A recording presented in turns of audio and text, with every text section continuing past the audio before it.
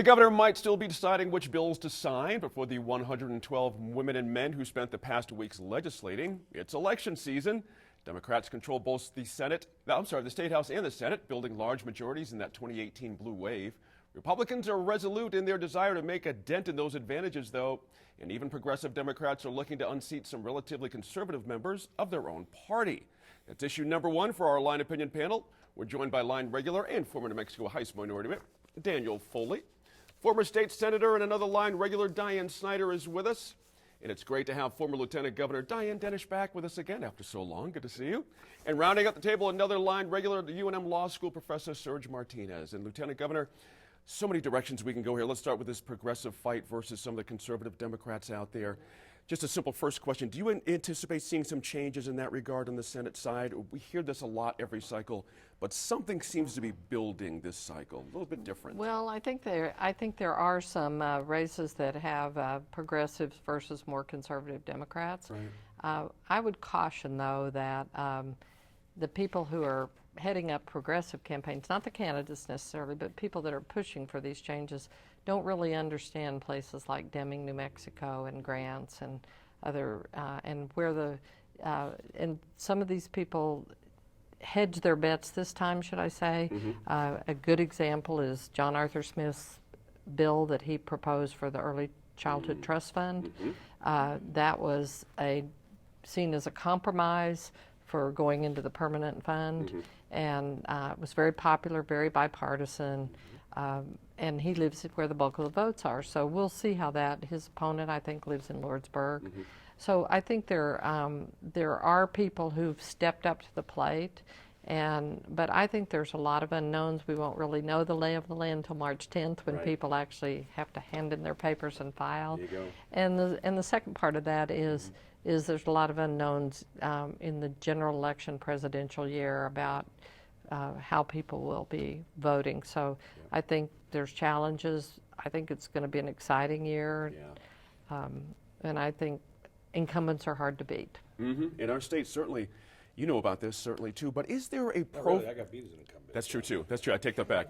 Is there a profile we have that we can look at as a Democrat who can unseat a progressive, who can unseat a conservative Democrat? Do we have any recent models of this working? Well, I'm sure they'll tell you that they will. The problem is that, look, the Lieutenant Governor said it best. You're not going to go into Deming and that district where the mainstay of votes is in Deming, New Mexico, and beat John Arthur Smith, who's done a great job representing the population of Deming. Now, whether progressives like it or conservatives like it, doesn't matter. Mm-hmm. You know, you go to places like Deming, they're very middle of the road Americans down there, right? Mm-hmm. They're very, they got lots of issues that cross party lines, right? They got things down there that they probably have a different stance on border security in Deming, New Mexico than progressives in Santa Fe do, right. But they may be right in line with other issues back and forth. And so I think if you're going to look at unseating any of these incumbents, I wouldn't look at who's given the money. I mean, even though it's clear that a lot of this money is coming from out of state, mm-hmm. I wouldn't look at any of that. You got to look at the quality of the candidate, right? Mm-hmm. And you got to look at where the candidate resides. You could have a really good candidate if they live in Lordsburg and that's 1% of the district.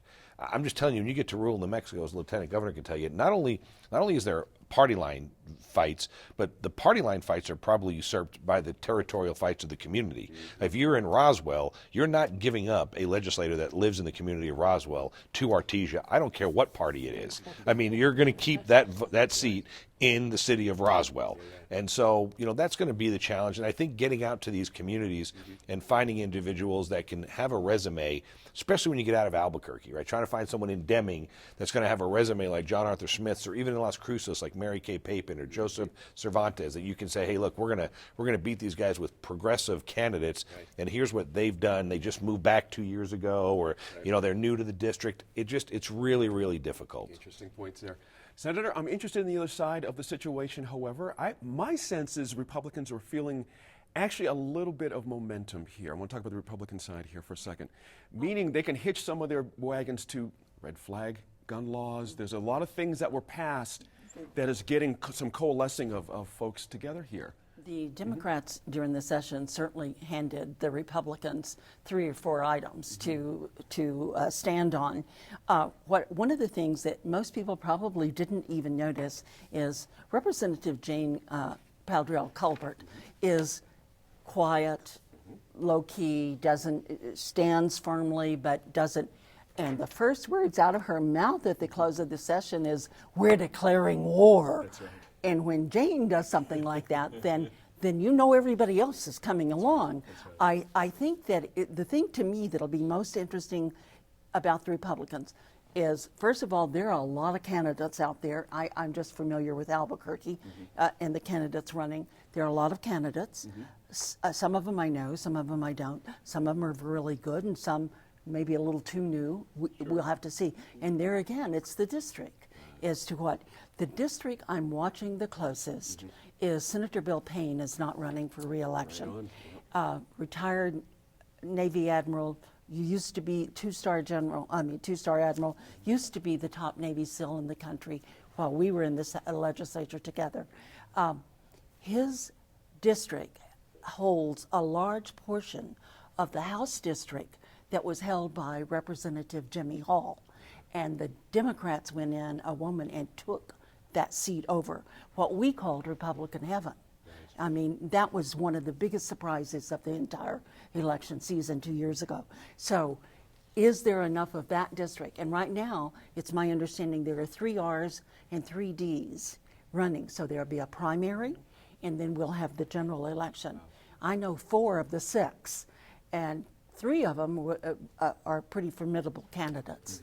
So it would be, the Republicans, I think, they just got so tired of what they perceive as being stomped on, particularly in the House, and they did it once. They did it once. They took the House, and it's been close enough period, they've not forgotten having Don Tripp as the Speaker. So I think the energy is very high. Again, like you said, nationally, it'll be very interesting. And to me, it's more determined on who the Democrats choose to run as president and who other supporters of other candidates who stays home and doesn't go out and vote. So like the Lieutenant Governor said, it's going to be a fun year. Serge, pick up on that. I'm glad you brought us to the national influence of this. There's money that the Trump people are going to spend here. They feel like the state is flippable. Yes. Democrats are going to obviously not, let that just happen. They're going to have their own fight. What's your sense of how much that might impact the local things here? Is there a coattail effect for either side? Again, depending on who the Democratic nominee is. But yeah, I mean, I have to imagine there will be, but I'm, not nearly as well versed in these matters as my colleague today, but I'm really skeptical of this idea of that New Mexico is flippable or that New Mexico is going to be a fertile ground for any of the rhetoric coming out of the Trump campaign and generally. And I haven't been in Mexico that long, but I do know it's its own special kind of place. And so I'm not convinced that a lot of the stuff happening nationally will resonate here or have effects here. And so I'm really skeptical of sort of this idea of, oh yeah, New Mexico is a place that we can go in and do massive change. I think so. So I have been, hearing that and not convinced that we're going to see much. But I do. Obviously, the more exciting that national race is, the more people go out to the polls. I think part of that about the national talk in New Mexico is just the price of is just dollars, the value of money, right? I mean, you go to California and spend $35 million and you're not even going to get on, statewide TV. You come to New Mexico and drop $4 million, and you could have a bump. You could make a change. I think it's going to be interesting. I think, look, the thing we're not talking about also, as Republicans are talking about making this move, trying to think that there's an opportunity with some of the legislation that's been out there, and there is. I mean, look, you can say what you want about progressives, liberals, conservatives, Republicans, doesn't matter. We're a pretty pro-gun state. I mean, we're pretty, that's one thing that crosses the party lines in this state. And so what we have seen over the years is that single issues don't really move the needle so much. I mean, you get a little bump, it'll affect a swing state, a swing seat somewhere. But you know, the thing that no one's talking about in New Mexico right now is the complete infighting in the Republican Party that's going on right now. I mean, we got a party that's got, you know, we got a whole party with a party chairman that is in complete disarray with legislators. You know, we've got congressional candidates going at each other. Like, you know, we've got the chairman picking folks that they're for and his staff picking people they're for in primaries. We've got them weighing in legislative races. Now, I'm not saying that's right or wrong. You know, I mean, I was part of the Dendall time when we did weigh in, and quite frankly, I think it's right. I think it's light. but I think it's the, you know, it's kind of the you know, the golden rule. He with the golden rules. Right. But I think the dissension comes from, it's not so much, one of the things that Dendall did, whether you liked him or didn't like him, is that Dendall did what Dendall did, and when you confronted him, he'd look at you and go, yeah, that's right, we're going to take you out. Now we've got folks in the Republican Party that are like, they're deep in a race, and then they get called on, and they're like, what? How dare you? How dare you attack me personally? You're the bad person. And so there's this whole deflection thing that's really causing consternation. While things are happening, while all that's happening and all that arguing among Republicans is going on, I have noticed that in some of those vulnerable Heights districts that Democrats won in 2018, the Republicans have recruited women to run for those offices, younger women, some Hispanic women, in races like where Marion Matthews just got appointed in Bill Tallman's race in the state Senate. I don't know, the Melanie Stansberry could be vulnerable if there's a good recruit there. And in northern New Mexico, they have 3 or 4 Republican women running for Ben Ray's congressional seat. So somebody is out there recruiting, you know, recruiting. I mean, Republicans haven't got the message yet. Republicans got the message that women are, you know, like, we did it like can the be first woman successful governor of New can be Mexico. successful There's also a candidates. group out there First Hispanic called woman governor Rise was that Republican. has been put together, and they are recruiting conservative women. They don't exclude Democrats, but they're recruiting conservative women, and they are really on the ball. And I would say, don't, you know, the Jimmy Hall race, I think it's a very conservative district, it is.